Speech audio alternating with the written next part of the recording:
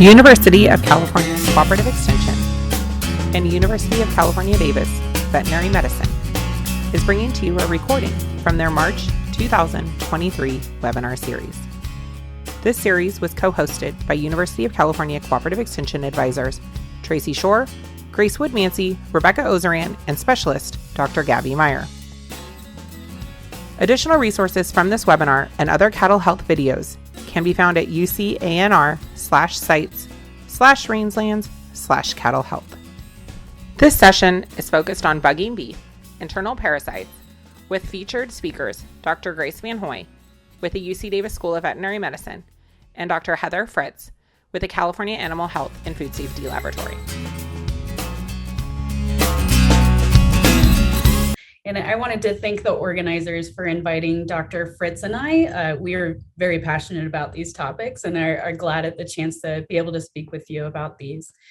So just a general overview of what we hope to cover tonight will be the most common parasites that Dr. Fritz sees at the CAF's lab.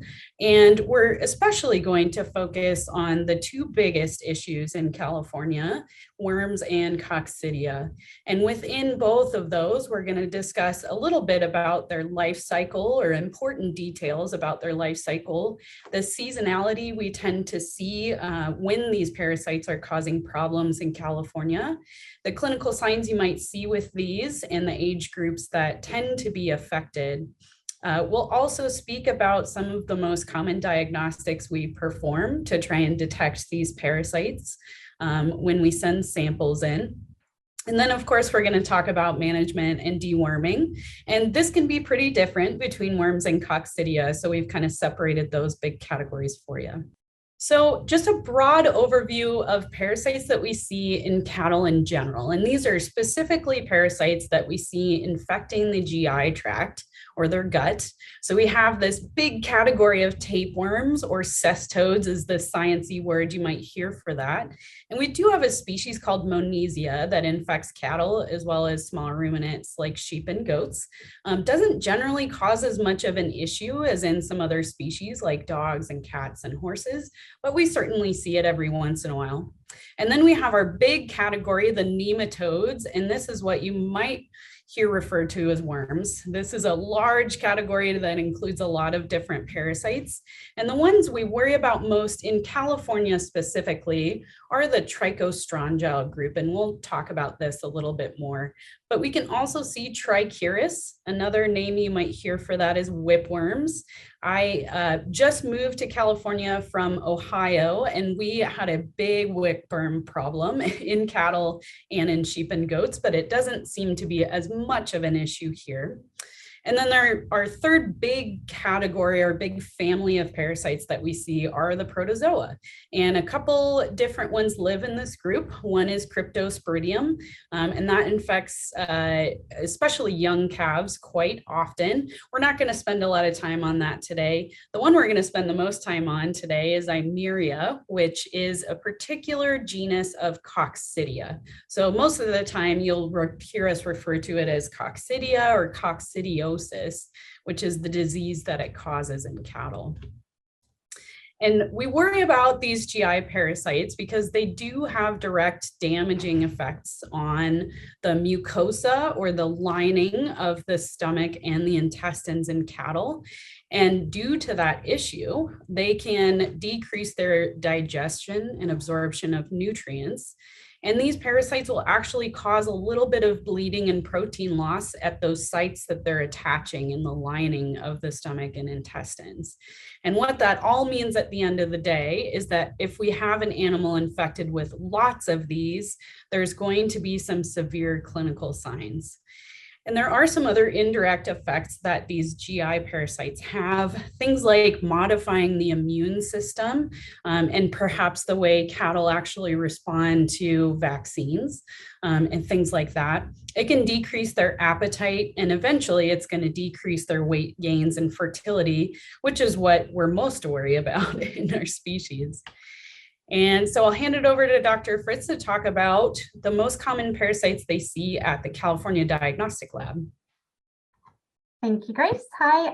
So I I went through and did a search of all of the McMaster's and flotation tests that were performed at calves over the last 5 years, restricting it only to bovine.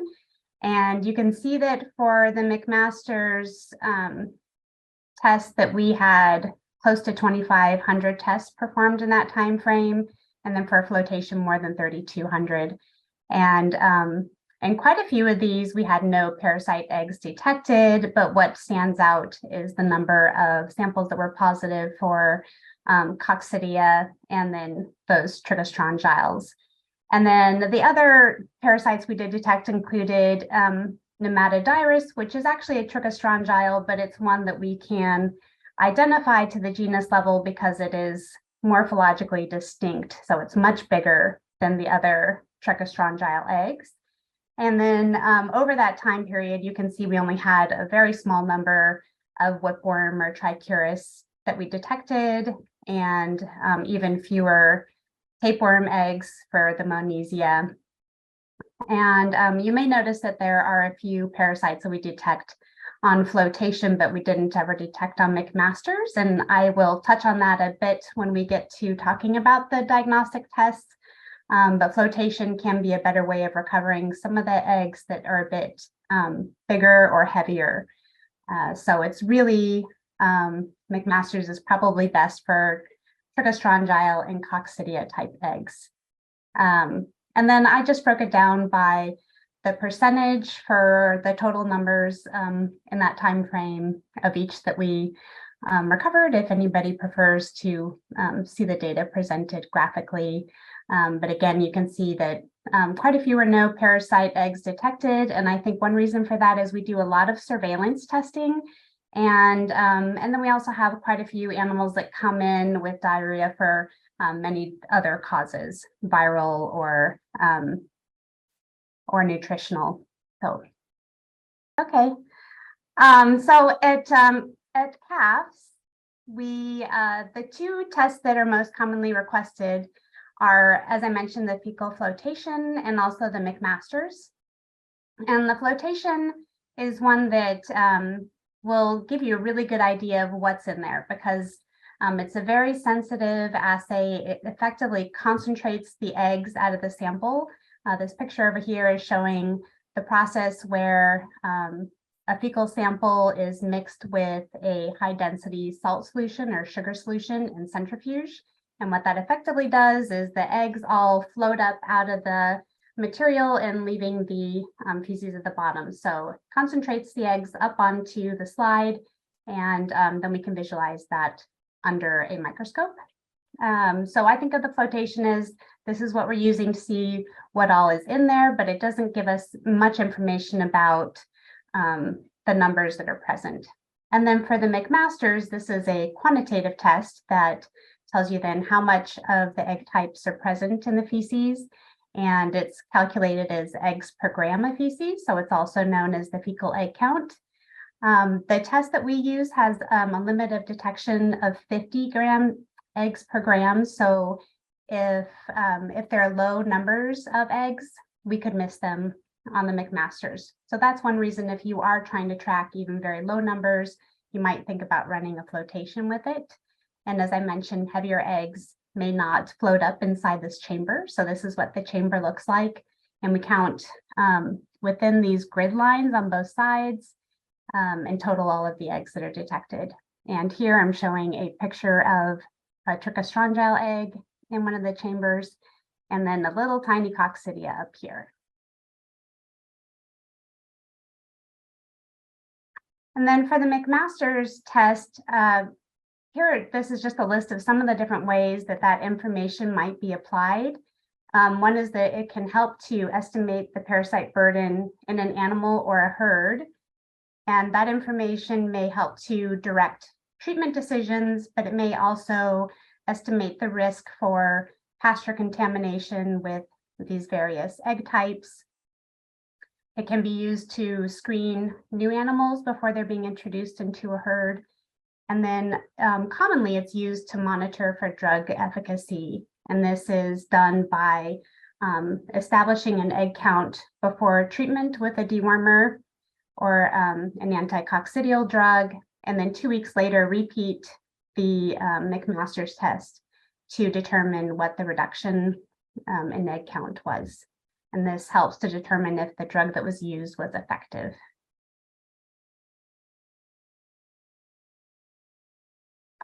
Okay, and then so one of the challenges really with these diagnostics and the report that you would receive from calves is that there are many different species of Eimeria.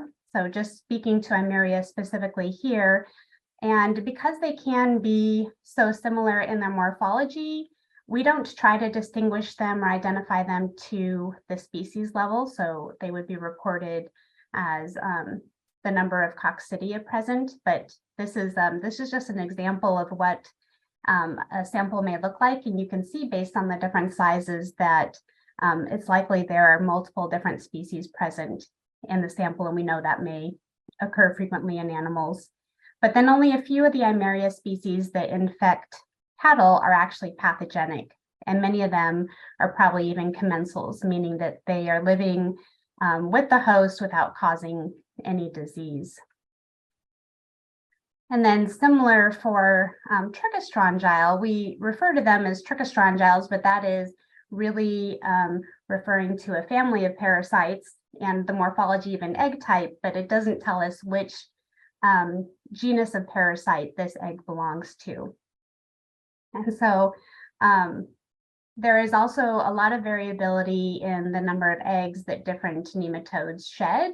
And so the egg count might not always correlate with the risk for severe disease. An example for that would be that like Ostertasia, which Dr. VanHoy will talk about later, these worms are particularly pathogenic, but they don't tend to produce a lot of eggs.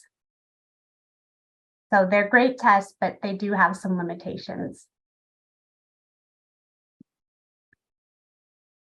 Turn it back to you, Grace.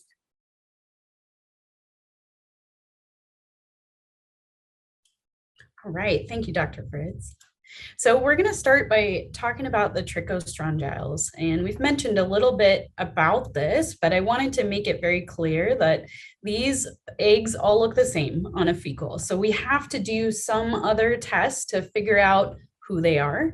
And in a lot of cases, it probably doesn't matter too much from a treatment and prevention standpoint, because this entire group, the trichostrongyl eggs, all have about the same life cycle, the same preventions and the same treatments. So from a practical standpoint, we probably don't identify who's who in these fecals very often. From a research standpoint, we love to do that. And it's certainly important to know that information. But for you on a day-to-day basis with your cattle, probably not as important. And within this family are some parasites that you may or may not recognize the names from. So we mentioned Ostertagia. That's a key player in cattle. Cupuria is another major player in the trichostrongyl family in cattle, and specifically in younger calves up to about 1 or 2 years of age. And then Haemonchus, which if you guys all have any sheep and goats, you've probably heard of Haemonchus that infect them, and that's known as the barber pole worm, one of my personal favorites because I'm a nerd. So all of these look about the same on a fecal, but these top 3 are historically the ones that are causing the most problems or the most pathogenic in the United States and Canada as well. We also have these folks down here. I didn't want to leave them out, but there are several specific parasites that live in this trichostrongyl family. So when we tell you that there's a lot of trichostrongyls in the fecal, it may be any of these parasites. So what do we know about the effect that trichostrongyls have on cattle? Well, some important specifics are that these are acquired on pasture. So we'll go over life cycle in a slide or two, but it requires pasture for these trichostrongyls to complete their life cycle. So animals that are never on pasture, exposed to grass or forage on pasture, will have barely any at all of these parasites. Mixed infections are common, meaning some of our cattle will have several different types of these in the same family. We know that heavier stocking rates will increase the risk of clinical disease. And dry lot cattle, because they're not on pasture, are way less likely to have heavy worm burdens. And we also know that younger cattle tend to have more problems with clinical parasitism than adults. And we'll talk a little bit about why. So just some important life cycle details. I'm really into the minutia, but I can appreciate that not everyone is. So I want to highlight the ones that are important to our prevention and control. So the life cycle of any of these worms is that the larvae are eaten by cattle on pasture. So basically the eggs are passed through the feces into the manure on pasture. Those eggs will hatch and larvae come out, and they'll migrate out of that fecal pat and up a blade of moist grass. And we know that's very reliable for all of the trichostrongyles. So after the cattle eat it, it's going to continue its development. So L3 means third stage larvae. So there's a lot of different larval stages. I call the L3s the preteens or the teenagers of these worms, and they develop into adults. And the different trichostrongyles have different parts of the GI tract that they prefer to grow up. So some of them like to grow up in the stomach or the abomasum, and some like the small intestine, really dependent on the genus. So they grow up into adults here, and the worms do have to mate. So there has to be a male and a female worm, and together they'll hold hands and go to the movies and make eggs. And once they lay the eggs, these eggs are again passed into the manure, and the whole cycle starts over. So back to the critical points that we care about, we know that trichostrongyles do best and can complete this life cycle quickest when they're in moist and mild conditions. So for most trichostrongyles, that's going to be between 50 and 96 degrees Fahrenheit. And in Ohio, it was their favorite place ever because it's always humid. So that's like the perfect place for trichostrongyles to complete many life cycles in a year. In California, it's very different. We have a large portion of the summer where it's actually too dry and hot for these worms to complete a life cycle. So that's really helpful to know. We do know that soil can be a reservoir for those teenage worms. So if the conditions aren't right, they can actually burrow down into the soil for a period of time before they run out of groceries and die. And so we also know that after periods of high rainfall, like right now, we actually worry about these trichostrongyles going through a life cycle really quickly. So this is actually a very high risk time for anybody in California because the conditions are perfect for all of these larvae to blossom all at once. So you should be watching your cattle very closely, or your sheep or your goats very closely over the next few weeks. One special thing that Ostertagia does. So we mentioned Ostertagia, and it's very pathogenic, and it's got kind of two flavors of disease that we see in cattle. The first is the same with all the other trichostrongyles, where it causes diarrhea and weight loss, and that's pretty gonna look the same clinical sign wise from all the other trichostrongyles, but it does have a type 2 disease. And that's because Ostertagia can actually hibernate in the wrong conditions inside your cattle. So the larvae, if the conditions are really poor, they can actually burrow into the glands of the stomach and basically hibernate there for sometimes up to 6 months. And then if the weather changes, or if the cattle have the right hormones or nutritional factors, all of a sudden, all of those teenage larvae are going to pop out of those stomach glands at once and cause massive disease. And unfortunately, we can't really detect this on a fecal because these larvae haven't turned into adults yet. So they've stopped right at this stage when the conditions are poor. They got the weather report and they were like, well, we're not going to go out because it's winter. So they're not egg-laying adults. So we can't actually detect these on a fecal flotation because they won't be making eggs. And we see really severe disease. This is a photo from a necropsy or autopsy sample. And this is just the abomasum or the true stomach opened up and laid out.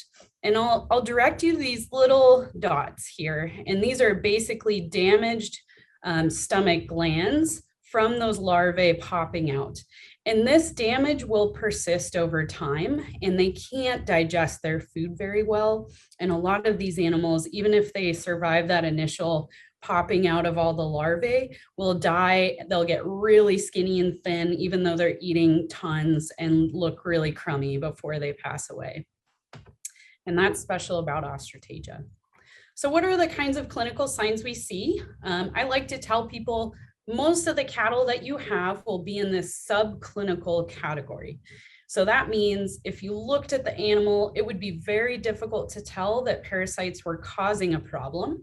So the level of parasites are just so that they're causing damage to the cattle, but they're not causing massive diarrhea or anything like that. So this is where most of your cattle infected with GI parasites are going to fall, unfortunately, which is why diagnostics can be super helpful to look for those cattle.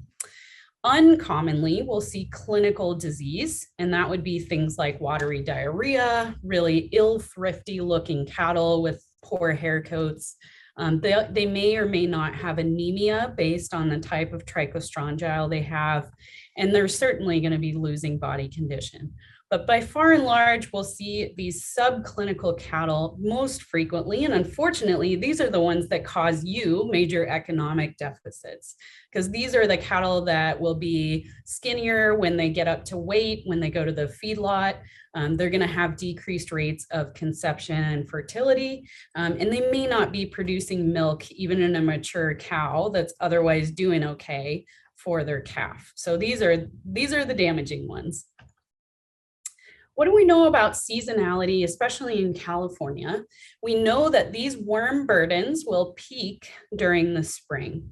So cattle will generally have the highest number of larvae inside their bodies, if it's not Ostratagia, during the spring into the early summer. That's when it's going to peak. The worm burden is going to be lowest at the very end of the summer into the early fall because the life cycle conditions are not good. These worms will not really want to complete a life cycle when it's 110 degrees outside. So that's actually a benefit in California. You guys are very privileged to have 105-degree days because your parasites aren't completing their life cycles. But the things that will change this will be things like irrigated pastures or high rainfall events like we're experiencing this week. So these would be high risk times that you may want to watch your cattle a lot closer, or maybe run some diagnostics to make sure this wasn't an issue.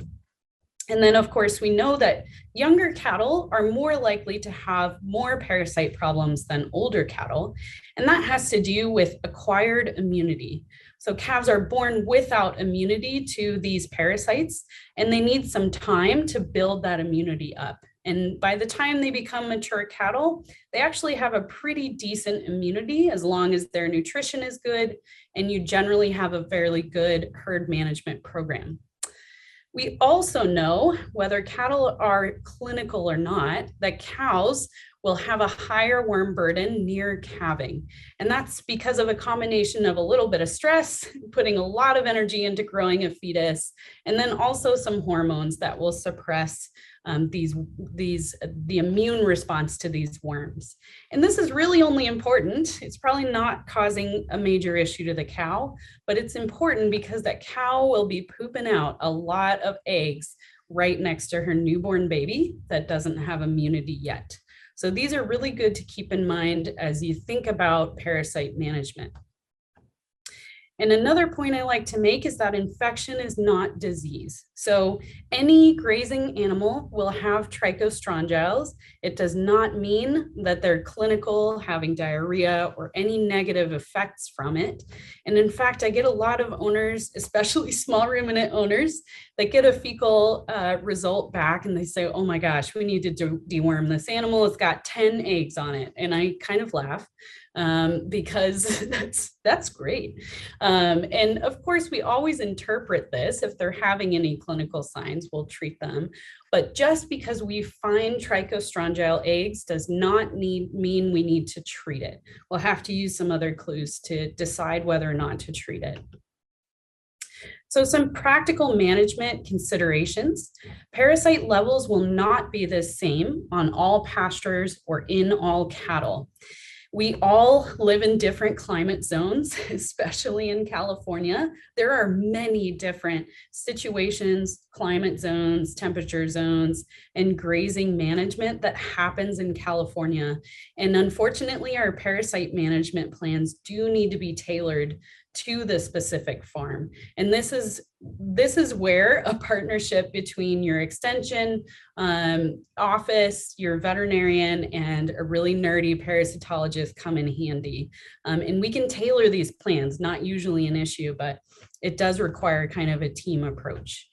And then the other thing we know is that there's an uneven distribution of worms in a herd. So oftentimes a small percentage of the animals are carrying most of the parasites. So if we can find those animals and either cull them or just treat those, we can avoid treating the entire herd and really reduce the contamination to the fields they're on. So a little bit more about acquired immunity to these worms. Calves exposed to worms will form partial immunity. And what that means is even without deworming or anything to treat them, these animals will actually be able to kick these worms out on their own with their own immune system to a point. So because we know this happens, we want to avoid underprotection. So calves born into the most clean environment ever will never form partial immunity because their bodies have never seen a worm before.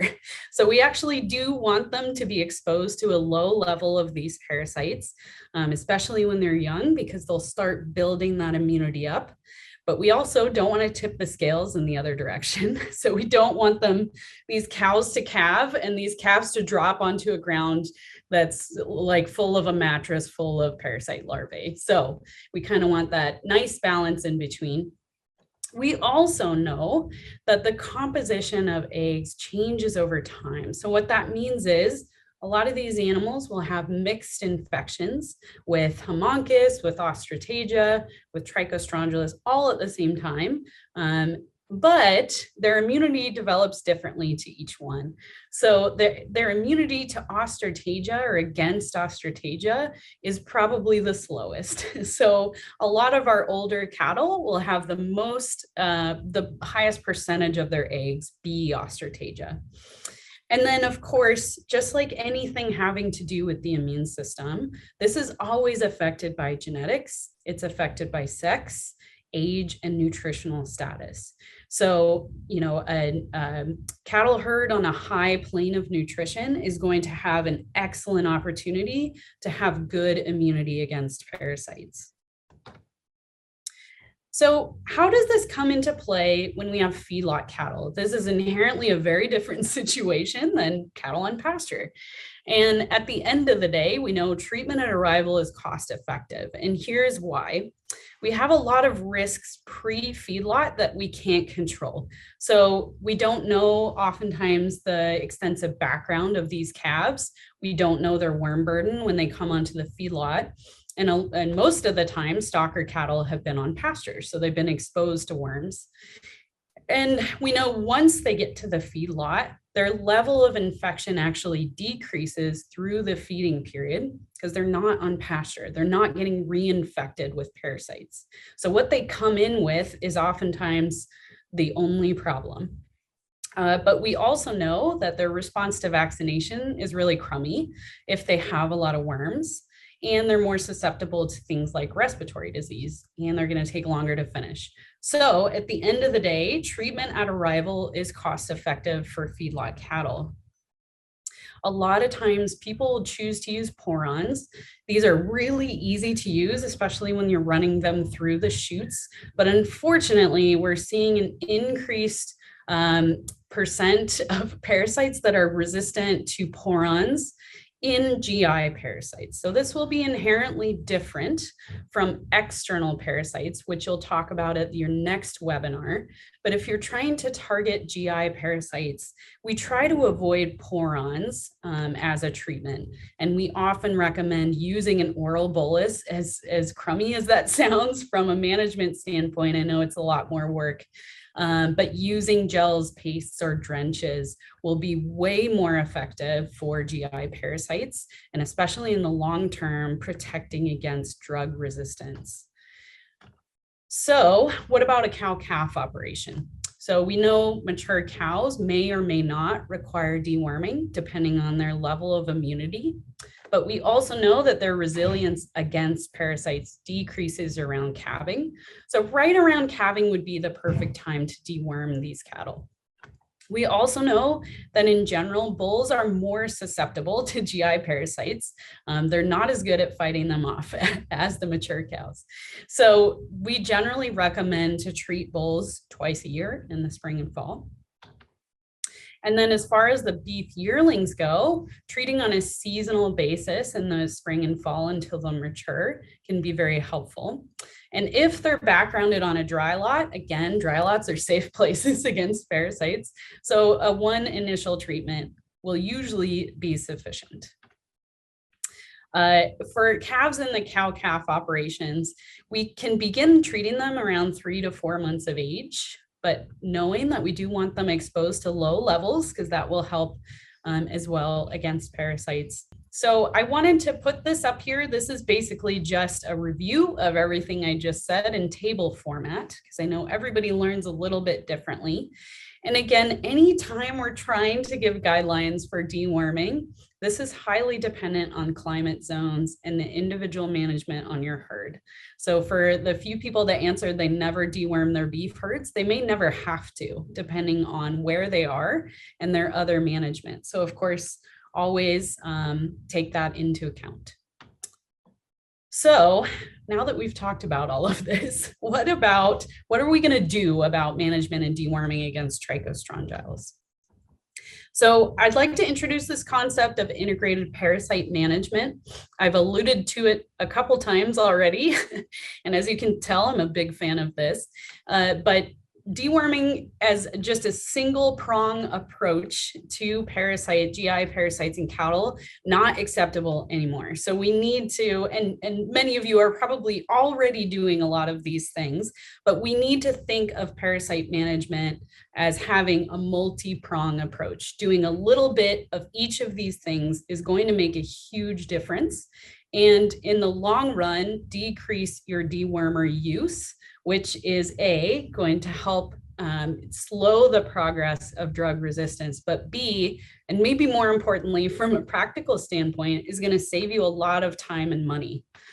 So I tell my vet students all the time that it's probably best to decrease these cattle exposure to the larvae themselves. And that's going to be way more efficient than having to deworm them, especially multiple times in a year. So we'll start with the monitoring approach. So a lot of different ways we can do this. This is going to be possible for some farms and probably not cost efficient for others. So all of these things are kind of a choose your own adventure based on your management. So fecal diagnostics, like what Dr. Fritz talked about earlier. So things like flotations, which kind of tell us the lay of the land, which parasites are infecting our cattle.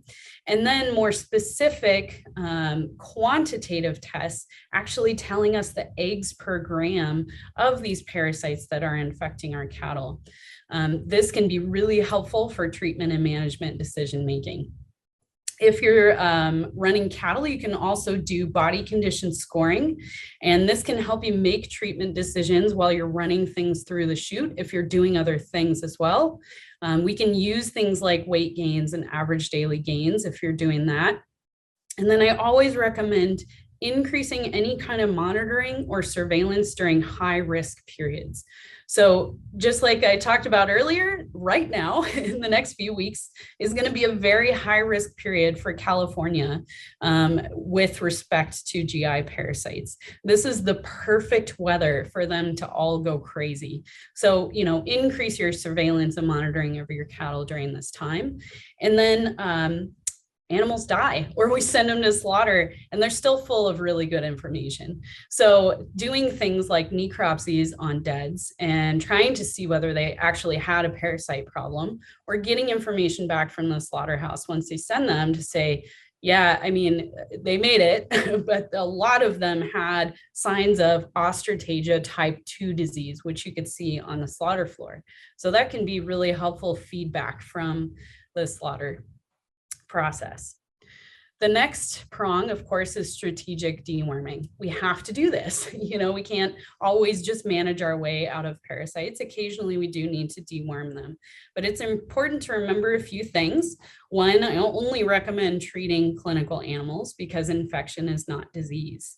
And then I also recommend using refugia-based treatment strategies. And this is a funny sounding word for something very simple that I'll talk about in the next slide.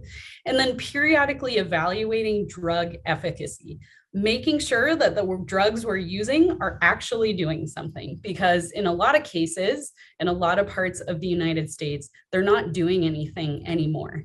In fact, in Southeast United States, they have complete drug failure, meaning there are 0 drugs on the market that work anymore for any of the GI parasites they have. So we don't want to get there in California. So we want to periodically make sure the drugs we're choosing to use are actually working. So back to the funny sounding word, refugia. This gives me a little trouble. I wish they had come up with maybe a little bit better word for it, but here we are. So the concept of refugia is that we're going to slow the development of drug resistance by leaving a portion of the worms unexposed to treatment. So we're not going to treat some of the cattle that have worms. And I'll show you why in the next slide. But we can do this in a lot of different ways. I've got kind of 3 big categories of ways we do it in cattle coming up. But really what we're doing, I apologize, this is sheep, but it was a really nice graphic. This is how refugia works. So a couple things we need to know when we're talking about drug resistance. So I said earlier, we need a male and a female worm, and they need to go to the movies and hold hands and make babies. And it turns out that the ability to be resistant to drugs, so say we give a cow fenbendazole or Panicure, and it doesn't kill any of the worms, that trait is a heritable trait in the worms themselves. So the concept of refugia, if we look over here on this graphic, is that inside our animals, most of the worms are susceptible to the drug, meaning they die when they see the drug. But some of them every once in a while are resistant. They will survive the drug. So if we don't treat the animal that's not clinical, we're going to have a lot of susceptible worms on pasture, and just every once in a while we'll have a resistant worm. So we're diluting the resistant worms, and we're decreasing the chance that those worms mate and pass on that drug resistance trait. Compared to this sheep that didn't need to be treated, but we did it anyway, the only worms that survive and that will be on your pasture are resistant worms. So we want to avoid this situation down here by only treating the cattle that we have to, so we can save this population of susceptible worms. It's all a numbers game. So here are the 3 different ways that I've seen people do this in beef cattle. We do it a little differently in small ruminants because we can do some other diagnostics that are easy to do on farm and require no money, but unfortunately we don't do them in cattle. So these are the practical ones. Any of these are considered acceptable, and you may already be doing some of these. So the first would be targeted treatment.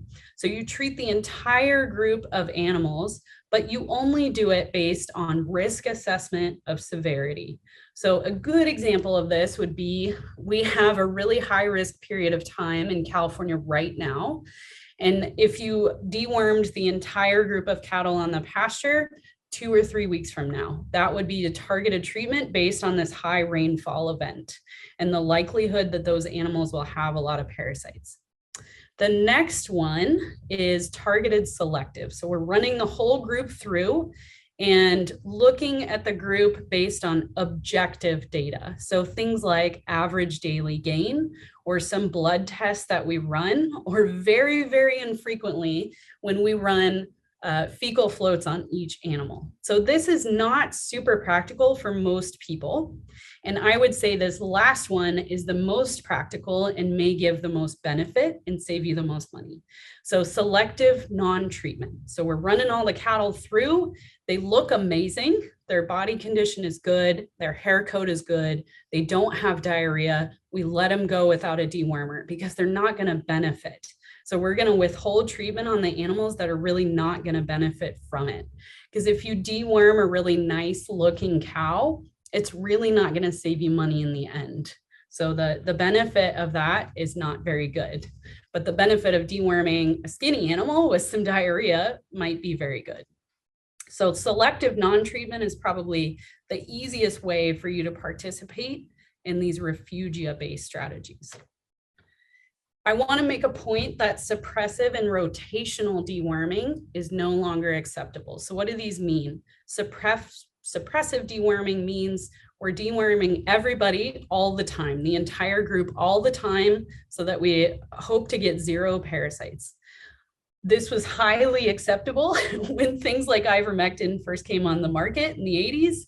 It was great, worked great. These drugs were cheap. They were highly effective. That was what we thought was right, but it's no longer correct. So please don't do that. Drug resistance will accelerate and we'll never have drugs that work again. And then the other thing that we actually have good data to say increases drug resistance faster is rotational deworming. So this means I worm with fenbendazole in the spring and then I rotate to ivermectin in the fall. We actually know now that will maybe speed drug resistance, the development of drug resistance. So we recommend using the same dewormer if it's working as long as possible until you switch to another dewormer. So a little bit more about dewormer resistance. As I've talked about, this is a really severe and worsening problem worldwide. And this resistance, this drug resistance, will outpace the formation of new drugs on the market. We actually haven't had a new class of dewormer probably since the 80s or 90s. So we may have new products, but they're all from the same drug class. And that is unfortunate because this next term, side resistance, means that once your cattle have parasites that are resistant to one drug in a family, they're resistant to all of the same drugs in that family. I also want to say this because I have experience with, unfortunately, clients that got cattle from other places, usually from the South United States or Southeast, and they brought these animals onto their property and they accidentally purchased an animal full of resistant worms. And all of a sudden they had a huge problem on their farm. And there's a couple of ways we can try and avoid that. Trichostrongylls are really good at drug resistance because they have super short life cycles. So generally the worms we're talking about can complete a life cycle in about 18 to 21 days. They also have a really high reproductive rate, and that means they're very good at evolving quickly with these large population sizes. And that's why drug resistance has become such a problem. And I also want to tell everyone, resistance can transition from undetectable levels, meaning you're not having any issues in your herd, to very clinically important levels over a short period of time, which makes it so important that we're actually taking a look at our dewormers and making sure that they're working. Just a little bit more about those drug classes and side resistance. So we only have 2 major parent drug classes that are used legally in cattle in the United States. So we have this group called the benzimidazoles, and in there you might see some that you recognize. So things like fenbendazole, albendazole, and thiabendazole. And then we have this big group called the macrocyclic lactones, and you will definitely recognize some of these in here. So things like aprinomectin, that is long range if you've used that before, moxidectin. So you might recognize these drug names. And what side resistance means, for example, if you're deworming your cattle with fenbendazole and the parasites become resistant to it, you cannot use albendazole or thiabendazole because they will also be resistant to those. So that's why it's so important to choose the right drug and make sure that they're working. So some examples of strategic deworming for California, again, depending on what climate zone you're in. January or midwinter treatment when nutrition is a little bit poor, stress from the end of pregnancy and calving, conditions may decrease the cow's ability to resist parasites. So by treating them during this time period, we may decrease pasture contamination that the cows will have right next to the calves that don't have immunity yet. And then we also know that early spring, so about right now, pasture larvae are really going to peak in the next month or so. So this might be another good time to treat, again, depending on what climate zone you're in and when your cattle are on pasture. If Ostratagia type 2 disease is a problem in your herd and you know that, a midsummer treatment might actually be a really good time to take care of that. And then at any time, if you have lightweight and high risk stalker calves, giving them a dewormer treatment will improve their overall health and average daily gains, in addition to making them better at responding to vaccines. So the vaccines might actually work a little bit better if they don't have a lot of parasites. I put this here as well. This is just kind of a review of all of the things that might help you to mitigate or delay the development of drug resistance. We know that drug resistance is present in California. We have some good information coming up from Extension that tells us this. And I know that we'll be hearing more about this over the next few years, but it's definitely not at a level that some of the other parts of the country are experiencing. So we're in a really good position right now to do things about it before it's too late. So we're going to move on to just the next prevention arm. This is all common sense stuff that I'm sure you're doing already. So things like decreasing exposure to feces, not overcrowding, doing some forage management, making sure they're eating really well, and then co-grazing. So different species grazing on the same land can actually be beneficial. And we'll talk about this at the very end. We had a really great question from the audience about that. So pasture practices specifically to decrease GI parasites. We really want to focus on controlling exposure to the free living larvae, so those teenage worms. We can also use a safe and clean pasture. So what does a safe and clean pasture mean? Basically, it means that it has a very low larvae burden. So if you leave it just sitting for 9 months, that is going to be considered a very clean pasture because the parasites that were on it that the cattle pooped out earlier in the year will have died out by then. So that can be really good to use, especially for young calves or high risk periods with cattle. You can drag manure pats during dry weather. And what this does, it exposes those larvae to really high heat and the sunlight, and that can decrease the amount of live larvae on a pasture and decrease your contamination. And then don't overgraze because cattle pick these up when they're eating the grass.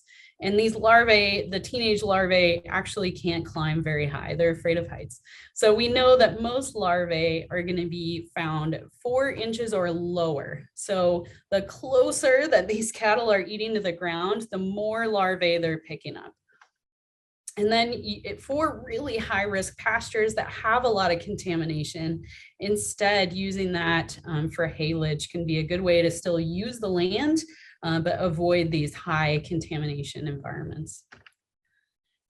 One thing I want to make clear is that we should never deworm cattle and move them immediately to a safe or clean pasture. Because if you remember back to our refugia slide, even with a good dewormer, the only larvae left that those cows will be pooping out onto your once safe pasture will be resistant. That'll be the only population there. So a little bit better way to do that if you have a heavily infected herd is to deworm them, put them on a dry lot for 2 to 4 weeks, and then move them to the safe, clean pasture. That would be a much safer situation. Feedlot cattle, we know we're going to treat them on entry, and their rate of reinfection is very low because they're not in any kind of pasture environment. As far as biosecurity and quarantine goes, common sense. Isolate diarrhea cattle, isolate cattle with clinical parasitism, and then quarantine and test herd additions. We recommend a 3 to 4 week quarantine. This won't catch everybody, but the majority of our trichostrongyles will be laying eggs by the end of 4 weeks. So we may be able to catch them on a fecal. We can treat them as needed before they join our native herd and make sure that that drug we used worked, because you don't want to run into that situation of accidentally purchasing resistant worms. All right, we're going to shift gears to coccidia. I could talk about trichostrongyles forever, as I'm sure you now know. So coccidia in beef cattle, again, mostly dealing with the genus Eimeria. It's going to affect the intestinal tract, and these are very, very tiny organisms, so much smaller than the worms we've just been talking about. Again, there's many different species of coccidia, and not all of them cause problems. So we can't always say from a fecal, oh yeah, this is definitely the issue. Most of the time, we see serious coccidiosis in cattle that are less than a year of age, because they also need to form immunity, and they don't have very good immunity before they're older or mature. This has a very complex life cycle. So if you thought the worms were difficult, this is like 3 times more difficult. So I'm just going to point out the things that are really important from a practical standpoint. So just like our worms, our cattle are going to eat these eggs. And when it's a coccidia, we call their eggs oocysts. So you might see that quite often. So they eat these eggs. And then inside their intestinal tract, they're actually going to develop within the cells of the lining of the intestine. That's where they reproduce and develop. And unfortunately, they've done a really good job evolving like that. But when they reproduce, all of these new coccidia burst out of the cell, and they destroy that intestinal cell that they just reproduced in.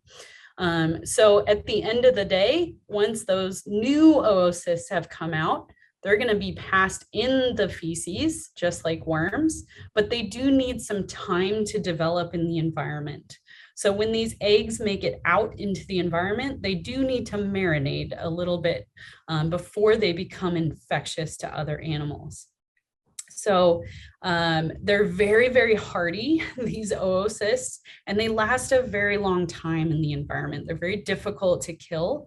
And in fact, most of the common disinfectants that we're using will not kill these. So we've got to do like physical removal of these oocysts to get rid of them. So what do we see when we have animals with clinical coccidiosis? So a lot of times they're going to have diarrhea, and the defining feature is that they will have blood, small to large amounts, as you can see on this calf over here. And a lot of times they'll also have a lot of mucus in the diarrhea. If you're not seeing this because they're not nicely lying in the snow, outlining it for you, you might just notice that they have a lot of diarrhea on their back legs. A lot of times they'll be straining. I've actually had several with rectal prolapses because they're straining so much when they have coccidia. As the disease progresses, they will become pretty weak, dehydrated, and anemic. So they'll have low red blood cells and a general loss of body condition. Some of these calves will actually kind of take care of the infection on their own if they're not exposed to a lot of those oocysts. But I'd say probably 20 to 30% of them might end up in a life-threatening situation. In addition, when all of those intestinal cells burst and get destroyed, the lining of their intestine takes time to repair, and sometimes that can be weeks. And during that period of time when the intestine, the lining of the intestine is compromised, they can be very susceptible to all the other diarrhea diseases.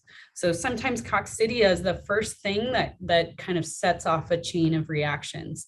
And by the time we see diarrhea, they may not be shedding oocysts. So we may also not be able to find this on a fecal in the very early stages. So what about the seasonality? We know from many, many decades of studying this that most of our infections will occur in the fall, winter, and early spring.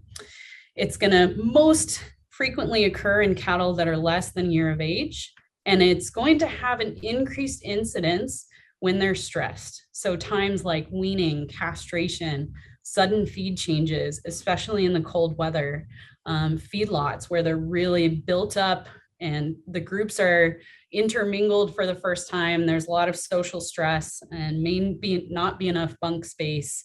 In close confinement. Those are the times we worry most about coccidiosis.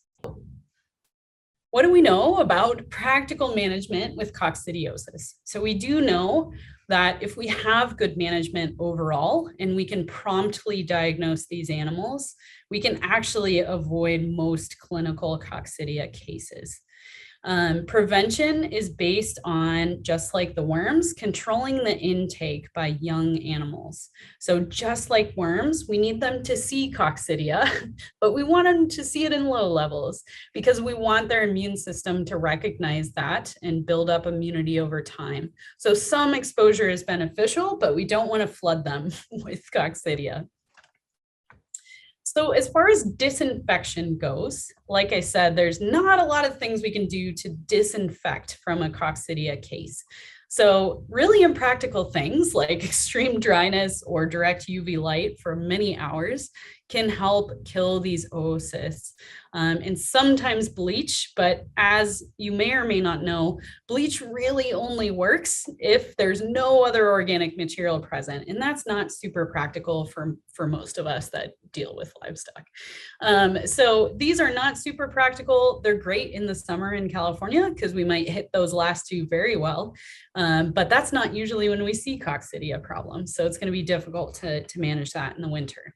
So what can we do for control or prevention? Timely manure removal, decreasing crowding, keeping those young cattle in the driest areas you have, and feeding them in either elevated feeders or just getting the feed off the ground. Because when they're eating off the ground, they're going to be eating right next to their feces. Decreasing stress as much as possible, avoiding those sudden feed changes, making sure that they get good colostrum. So if you have beef cows, they've probably got good colostrum. You've got a huge leg up on the dairy industry. So that's not usually an issue. And then decreasing mixing of age groups. So as we know, our more mature cattle won't have as much of a problem with coccidia, but they will still be shedding it. So if they shed it around very young cattle that don't have that immunity, it's going to make it more likely for you to have a problem. So what are the drugs available? There's two different big categories. So if we need to treat a clinical case, so that calf with bloody diarrhea that looks really, really crummy, we're going to choose different drugs than if we were going to prevent it. So these three categories are labeled for use legally in the United States for the treatment of coccidia, knowing that some of these calves will require some special extra supportive care, sometimes like fluids or plasma transfusions, if they're a valuable calf and you can make that happen.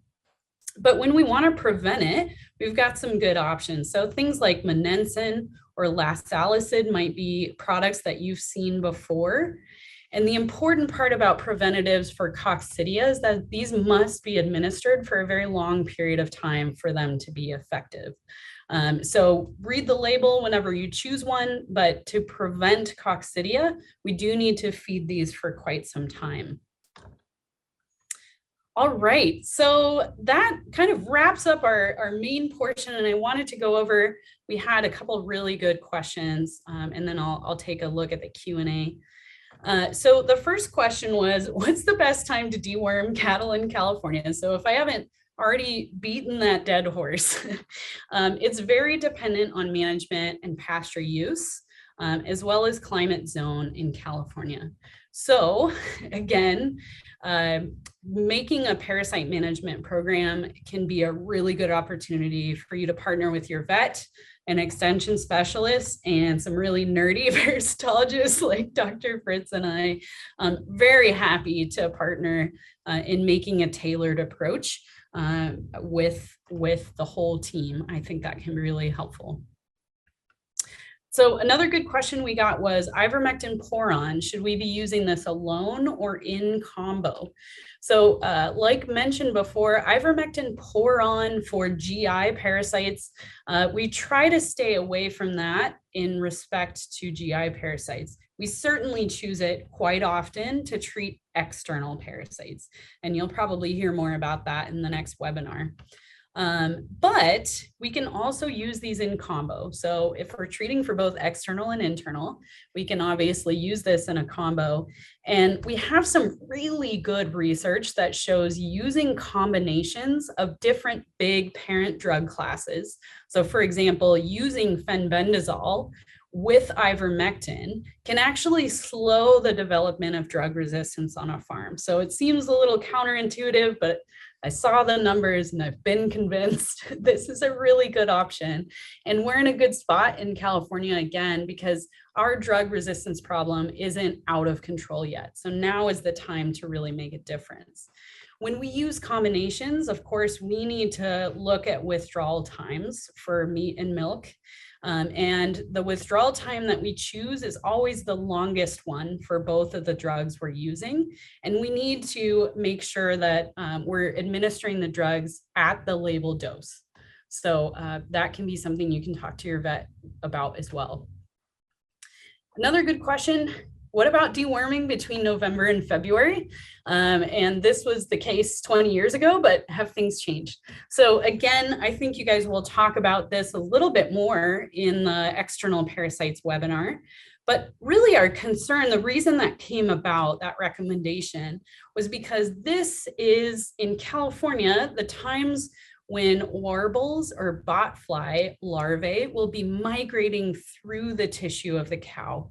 So these warbles actually migrate all the way from down near their legs, migrate through their tissues, and we can sometimes find them in odd places, like along the spine here, right next to their windpipe sometimes. And we don't want to kill them when that's happening. They can have a massive anaphylactic reaction if we kill those during those times. So again, very dependent on your climate zone, but that is still a recommendation to prevent any side effects when they're migrating. More on this in the next webinar. And then we had another question about sanitation of sick cattle pens. This can be really difficult, very dependent on whether your hospital pens are on pasture, in a barn, on a dry lot. Time, UV light, and extreme dryness are always very good for sanitizing sick cattle pens. We're never going to get them completely clean unless they're on something like concrete. And then I don't suggest putting young cattle in hospital pens after they've been used. Those will always be your highest risk population, and we don't want to expose them to a big load of parasites. Want to make sure that we're doing manure removal from those hospital pens, and make sure that those hospital pens are not anywhere near where healthy cattle will be walking or sniffing or licking. So if you have it in the middle of an aisle where they're going to stop and look, probably not a good place for that hospital pen. And then the last question we got, which is one of my favorite questions, what about horses and cattle in the same area? Do we need to worry about cattle parasites infecting our horses? And the good news is that horses and cattle don't share the same pathogenic parasites, which is really cool. We can use this to our advantage because we can decrease the amount of cattle parasites on pasture by allowing horses to graze it. I call these parasite vacuums. So it's a nice little vacuum system. We see the same to a little bit lesser degree with sheep and goats. So co-grazing can actually be very beneficial if they don't share the same parasites. So horses and cattle, perfect, use them. So if you have any questions at all that we don't answer tonight, we've provided our contact information. As you can tell, we are pumped about parasites way more than probably you are, and very happy to answer any questions that you have. All right. I don't know if you saw it, Dr. VanHoy, but there is a question in the chat. Yes, I'm looking at it right now. Okay. So we have a question. If high parasite load decreases vaccine response, what would be an ideal timeline from deworming to vaccinating for optimal vaccination response? And this was specifically for feedlot receiving new cattle. So from my perspective, I think we want to make it economical and have to run the cattle through chutes as little as possible because that's going to be the most helpful for most people.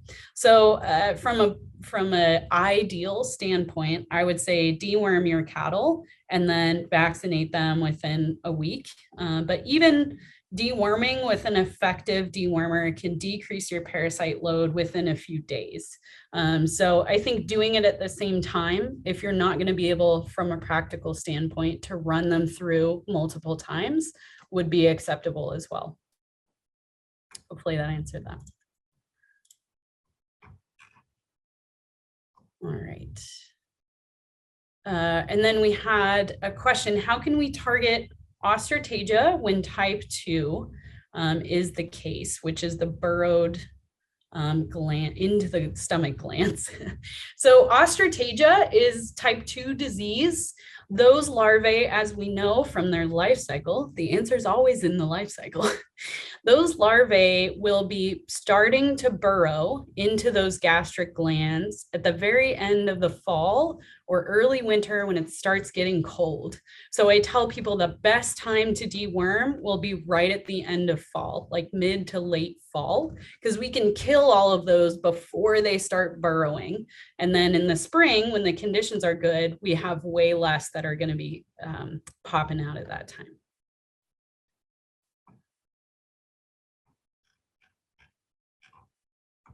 All right. And then the next one, what egg count per gram do you consider trichostrongyles to become economically significant? Oh boy, Heather, do you want to take that one?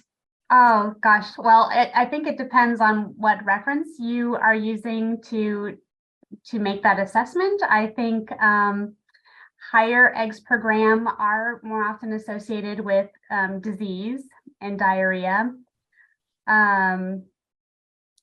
So whenever there's disease, I think an egg per gram count is probably a good time to treat, but I would say 300 to 500 is oftentimes what I've seen.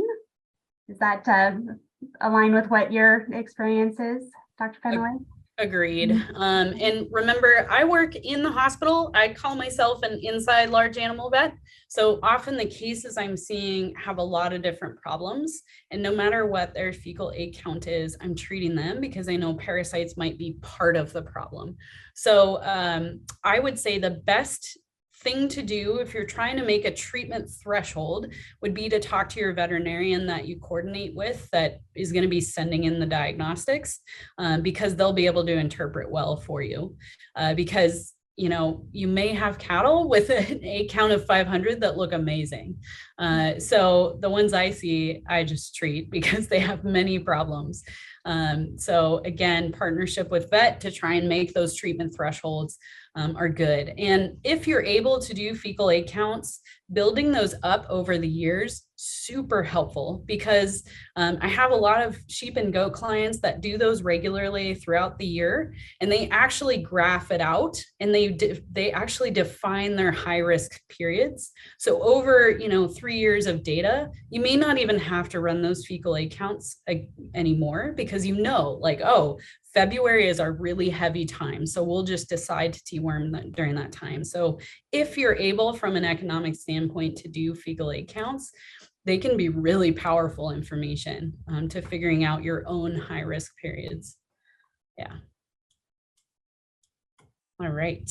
Next question was, can you speak to refugia or treat only cattle under 4 years of age or under 4 body condition score?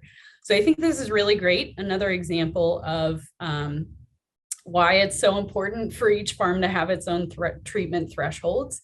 So I actually spoke with a bunch of extension people a couple months ago, and they told me that they have several clients that never deworm or deworm very infrequently and don't have issues. So refugia will be very, very high when you don't treat, because you haven't treated any of those parasites with drugs. They haven't seen them before.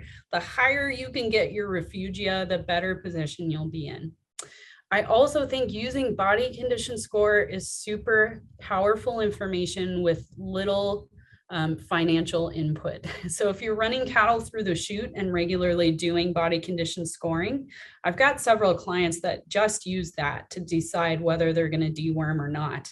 And then you don't have to run a fecal. And those animals, whether they have a high parasite burden or not, will probably benefit from getting rid of what little parasites they do have, even if they have a low level. So using body condition score as your treatment cutoffs, also extremely acceptable. Yeah. We have, kind of the Cadillac standard of tests that we can do, but we also have to make it financially feasible for most of our clients. So both are pretty acceptable depending on your situation. Okay. This was a good question. The difference between injectables and pour-ons, can you use both at the same time, or should you rotate one then the other? So from a pharmacokinetic standpoint, so the way the drug behaves in the body once it's given, the pour-ons don't get really good penetration into the GI tract compared to injectables. So pour-ons are excellent for external parasites because we're pouring them straight onto the skin where they need to be, but they're not as good for internal parasites because they're not going to get in high concentration like they would with an injectable. So you may be using both at the same time, and that might be because you're treating both external and internal parasites in your cattle. Again, sometimes we only see our beef cattle like twice a year to run them through the chute. And so those might be times where you'd use both or use them in combination. But I generally tell people, if possible, stay away from pour-ons when you're only targeting GI parasites. Instead, choose an injectable or some kind of oral formulation like a bolus. Yeah. Let's see. And then we had kind of a similar question that we answered about injectables available and effective for deworming, certainly effective for external parasites.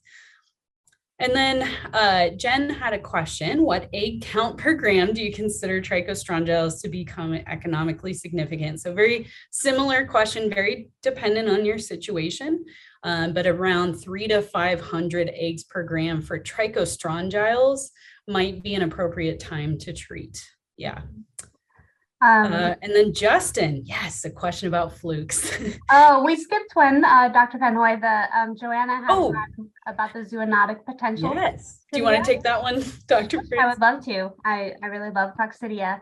And one thing that's really fantastic about coccidia is that they are host species specific, at least when we're referring to Eimeria. So some people also think of Cryptosporidium as one of the coccidia because it is also oocyst forming, and Cryptosporidium certainly does have zoonotic potential as somebody who acquired it from a sick calf in the hospital, I can tell you for certain to be wary of that. But for Eimeria species, they are do not have any zoonotic potential and are specific to their hosts. Awesome. Thanks for catching that. Yes. I thought I would catch it too. I had my reading glasses on. This is bad. All right. So the next question is from Justin about flukes. We didn't talk about flukes at all today, and they have a very different life cycle. They're very cool parasites. I think most parasites are cool, but flukes are pretty neat. And flukes have a very different life cycle, mostly because they require to go through a snail or a slug to complete their life cycle. So only certain parts of California that can support snails and slugs, so kind of moister areas, will actually have an issue with that. Another big area we see that in is places with irrigated pasture for a lot of the year. And a fluke life cycle is also very long, much longer than our worms and our coccidia. So in general, they require the right conditions for 3 to 6 months to be a problem. So very area dependent in California, whether you have an issue with liver flukes. And Justin was wondering, I was always told to worm after the first freeze. Is this right?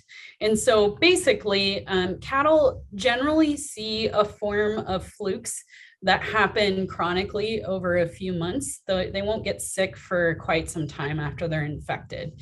So deworming after the first freeze will kill all the flukes that are in their liver, and it will prevent them from passing fluke eggs on to the snails and slugs in the spring. So that's still pretty on point for when to deworm for flukes. Yeah.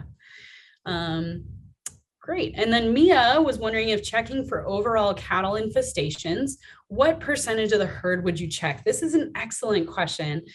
We see this quite often in small ruminant herds because it's not financially practical to run a fecal on every single animal. And so I tell people we should be running fecals on animals that are clinical or the highest risk population animals. So this would be calves under about a year of age, might be a really good one to run fecals on. And when you're trying to decide on a percentage, we can actually separate them into age groups or age categories and pool their fecals. So we can do a composite fecal sample to kind of get a lay of the land of what that population has. So for example, if you can separate out at weaning your mature cows from your calves, you can pool a fecal sample from 20% of your cows, mix it together and send it to the lab, and do the same for your calves. That way we can save a little bit of money, but we kind of still get a somewhat idea of what's happening in our herd. So about 20% would be an excellent mark to hit for diagnostics. Would you agree, Heather? Yep, I've seen anywhere from 10 to 20%. So thanks. Yeah. Mm-hmm. And I think in larger herds, the recommendation also is at least a minimum of 10 animals are sampled. Yes. Mm-hmm. Yeah, for the fecal egg count reduction test. Yeah, you want to choose your wormiest animals for the fecal egg count reduction. And we generally try to do 10 to 15 of your wormiest animals because we're running stats on the worms themselves. And the more numbers we can get, the more powerful our information. So for fecal egg count reduction testing, we want the grossest looking calves. Right, and there is a calculation that goes with that. So if anybody has any questions about how to calculate what the percent reduction was and whether or not that is an acceptable level of reduction based on the drug that was used, certainly reach out if any questions. All right, and then the last question we have in the Q&A, can you use an injectable dewormer orally? I get this a lot because I have a lot of clients that have injectable, but they don't want to give it. And they're wondering if it's still effective orally. So my party line is that we should always use the product according to the label directions. So to avoid any sort of residues in the meat from drugs, because they behave differently in different formulations, we should always use it according to the label directions, unless there's no other way and no other drug to use instead. And then we would be kicked into this category called extra label drug use. And we do have to give a different withdrawal time for those animals. So a little bit of a different legal requirement and food safety requirement. So my party line is that we should not be using injectable dewormers orally, but I do it in pet potbelly pigs often. But there are a ton of really great oral formulations that you should be using instead, especially for beef cattle that are going to be entering the food supply. Yeah, very important to use them on label. Thank you for all of those really good questions.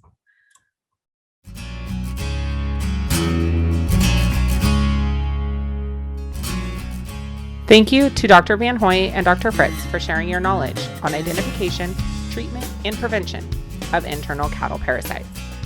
During the video, there were references to other webinars. You can find recordings of those sessions on this YouTube channel. Thank you for watching this webinar recording that was brought to you by the University of California Cooperative Extension, University of California Davis Veterinary Medicine, and was co-hosted by University of California Cooperative Extension advisors Tracy Shore, Grace Woodmansey, Rebecca Ozeran, and specialist Dr. Gabby Meyer.